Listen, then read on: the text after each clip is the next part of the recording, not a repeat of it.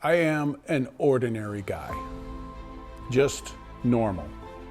No paparazzi, no TikTok dance, no scandalous dating life because I'm married to a wonderful, godly woman. I don't summer in the Hamptons. I don't dye my hair colors never seen in nature. And I've never been arrested while protesting in an inflatable dinosaur suit. I worked the same job for 42 years, lived my life, paid my taxes, then I retired. And honestly, that makes me like most of you. You work hard, you treat people with respect, you love your families, you get up every morning and do difficult things without complaining. You build stuff, you fix stuff, you sell stuff, even invent stuff. And deep down, you know it's not really about the stuff. Here's the big question. When it feels like everyone else is screaming for attention, is there a way to just be normal and still have a profound effect on the world? Can regular guys live a life that actually matters? Absolutely. If you're a normal guy, but you still want to make a difference, to be part of an adventure, to rescue people, to save lives, there is a way to be normal and extraordinary. Let me tell you a story. A few years ago, I joined a men's Bible study. I only knew one guy, but things were going fine. Then one night, a new guy showed up. Let's call him Troy. So Troy was rough, a bar brawling redneck with a volcanic temper. He would go to bars and deliberately pick a fight with the biggest guy in the room. He told me his biggest fear was that one day he would kill somebody in a drunken rage.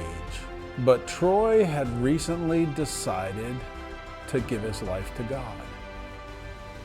He started coming to the study, still rough around the edges.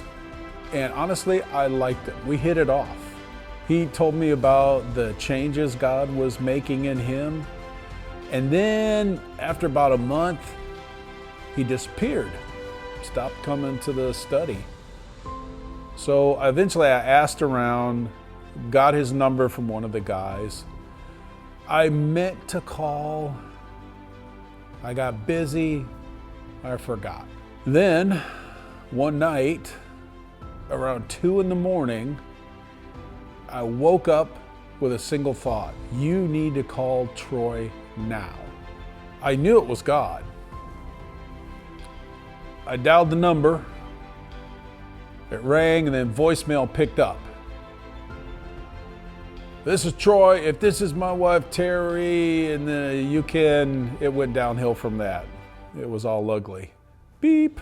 I started to leave a message and suddenly he picked up. I think he thought it was his wife calling. I said, Troy, buddy, what's going on? What's with the message? You mind if I come over? He brushed me off, said he was fine. No, you don't need to come over.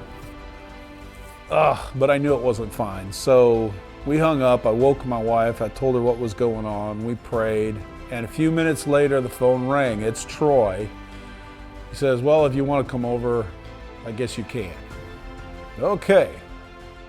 When I pulled up to his trailer, it looked like someone had dragged all the furniture into the yard and set it on fire. It's still smoke coming up, springs, all kinds of junk. Troy told me what happened. He had been under pressure. He was caring for a sick grandmother, stress. He started drinking again. He argued with his wife, and that night he punched her. She took the kids and left. He'd never done that before. So he's ashamed, angry, drunk. He dragged the furniture out, set it on fire. Deputies came, but it wasn't a crime because it was his own property. And after they left, he decided his life was not worth living. So he got his shotgun, he put the barrel in his mouth and tried to reach the trigger when the phone rang, my call. That's how close it was. While he waited for me, he took his guns to the neighbors and asked God for help.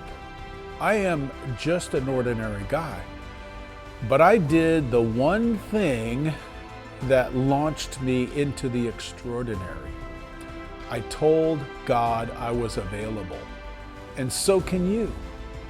We are surrounded by people who are broken, afraid, abandoned, rejected, overwhelmed, and God loves them. He's looking for people willing to be part of the rescue. If you want a life that truly matters, surrender your life to Jesus. Accept his forgiveness. Step into the adventure and get ready to parachute into enemy territory and start rescuing people.